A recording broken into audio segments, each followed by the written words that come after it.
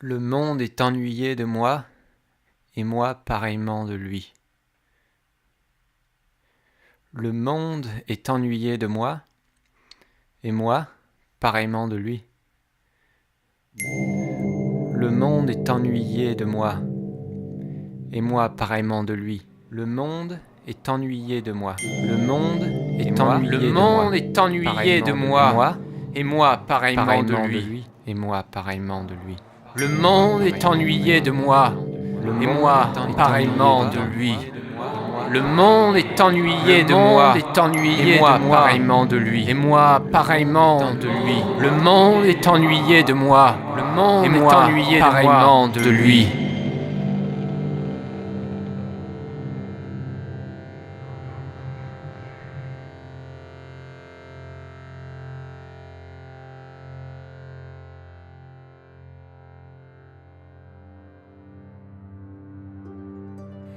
Au fromage, le père de Jade s'anima un peu et questionna son fils sur ses projets artistiques. Malheureusement, c'était Jade cette fois qui risquait de plomber l'ambiance parce que son dernier tableau, Damien Hirst et Jeff Koons se partageant le marché de l'art, il ne le sentait décidément plus. Il piétinait. Il y avait une espèce de force qui le portait depuis 1 an ou 2 et qui était en train de s'épuiser, de s'effriter. Mais à quoi bon dire tout ça à son père ? Il n'y pouvait rien, et personne n'y pouvait rien d'ailleurs. Les gens ne pouvant devant une telle confidence que légèrement s'attrister, c'était bien peu de choses quand même, les relations humaines. « Je prépare une exposition personnelle au printemps », annonça-t-il finalement. Enfin, ça traîne un peu. Franz, mon galériste, voudrait un écrivain pour le catalogue. Il a pensé à Houellebecq. Michel Houellebecq ? Tu connais ? Demanda Jade, surpris. Jamais il n'aurait soupçonné que son père puisse encore s'intéresser à une production culturelle quelconque. Il y a une petite bibliothèque à la maison de retraite. J'ai lu 2 de ses romans. C'est un bon auteur, il me semble. C'est agréable à lire. Il a une vision assez juste de la société. Il t'a répondu ?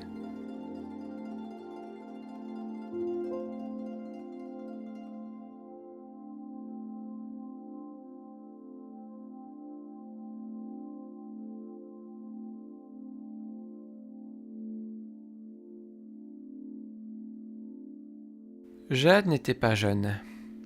Il ne l'avait à proprement parler jamais été. Mais il était un être humain relativement inexpérimenté. En matière d'être humain, il ne connaissait que son père, et encore pas beaucoup. Cette fréquentation ne pouvait pas l'inciter à un grand optimisme en matière de relations humaines. Pour ce qu'il avait pu en observer, l'existence des hommes s'organisait autour du travail, qui occupait la plus grande partie de la vie, et s'accomplissait dans des organisations de dimensions variables. À l'issue des années de travail s'ouvrait une période plus brève, marquée par le développement de différentes pathologies. Certains êtres humains, pendant la période la plus active de leur vie, tentaient en outre de s'associer dans des micro-regroupements, qualifiés de familles, ayant pour but la reproduction de l'espèce. Mais ces tentatives, le plus souvent, tournaient court pour des raisons liées à la nature des temps, se disait-il vaguement en partageant un espresso avec son amante. Ils étaient seuls au comptoir du bar Segafredo, et plus généralement, l'animation dans l'aéroport était faible. Le brouhaha des inévitables conversations ouatées par un silence qui semblait consubstantiel à l'endroit, comme dans certaines cliniques privées.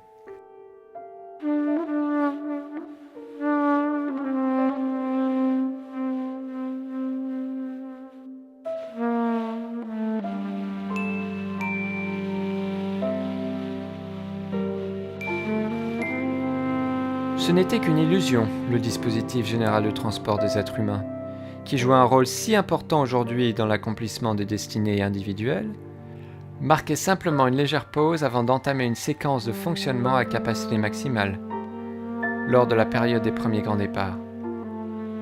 Il était cependant tentant d'y voir un hommage discret de la machinerie sociale à leur amour si vite interrompu.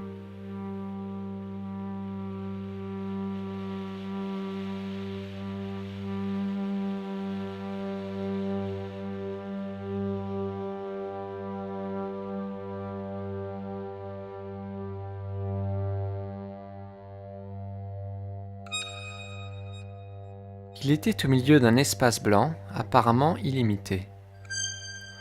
On ne distinguait pas de ligne d'horizon, le sol d'un blanc mat se confondant très loin avec le ciel d'un blanc identique.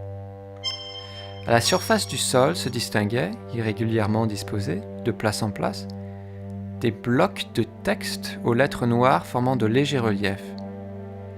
Chacun des blocs pouvait comporter une 50aine de mots. Jed comprit alors qu'il se trouvait dans un livre, et se demanda si ce livre racontait l'histoire de sa vie. Se penchant sur les blocs qu'il rencontrait sur sa route, il eut d'abord l'impression que oui. Il reconnaissait des noms comme Olga, Geneviève, mais aucune information précise ne pouvait en être tirée. La plupart des mots étaient effacés ou rageusement barrés, illisibles, et de nouveaux noms apparaissaient, qui ne lui évoquaient absolument rien. Aucune direction temporelle ne pouvait, non plus, être définie. Progressant en ligne droite, il rencontra plusieurs fois le nom de Geneviève, réapparaissant après celui d'Olga, alors qu'il était certain, absolument certain, qu'il n'aurait jamais l'occasion de revoir Geneviève et qu'Olga faisait, peut-être, encore partie de son avenir.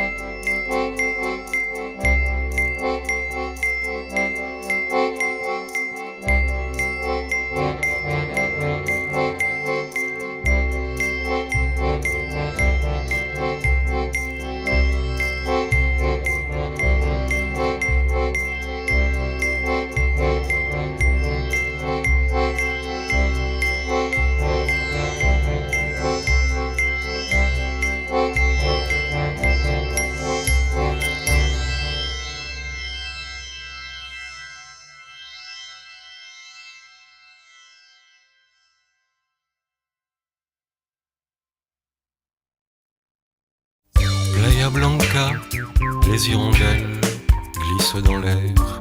Température, fin de soirée, villégiature, séjour en couple, individuel.